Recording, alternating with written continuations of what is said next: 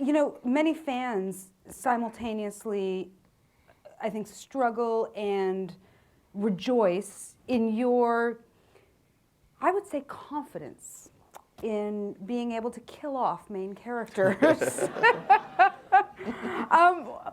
that coolness in you come from? I don't know if I really am cool. It's surprisingly painful to kill off these characters. Is it? How do you feel about it? It is. I don't want to spoil too much. Those of you who have read the books, and I'm not sure what percentage is what in this audience of readers versus viewers, but there is a sequence in the third book, in Storm of Swords, Oh, Jesus. that I will not refer to by name, but it was the hardest thing I ever wrote. Really? I finished that entire book, and that scene occurs about 2/3 of the way through the book. And when I reached that scene, I couldn't write it. I skipped over it. I wrote the rest of the book. I wrote all the postlogue, and then when the entire book was done, I said, "Well, I can't postpone it anymore. I have to go back and write this scene," and I did. It was very painful. How do you But feel it had to be about it? done. You know, it had to be done. It's the story. The story has its own demands.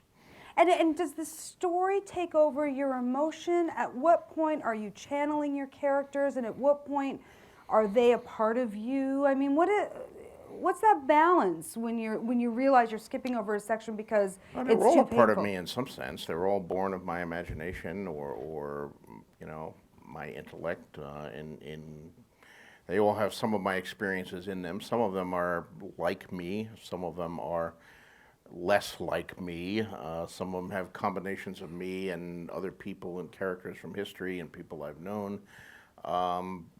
But the thing that, particularly the viewpoint characters, the ones where I'm actually inside their heads, that gives them life is I have to draw on my own emotions, my own life experiences, my own sense of empathy, for even a character who's, you know, much unlike myself.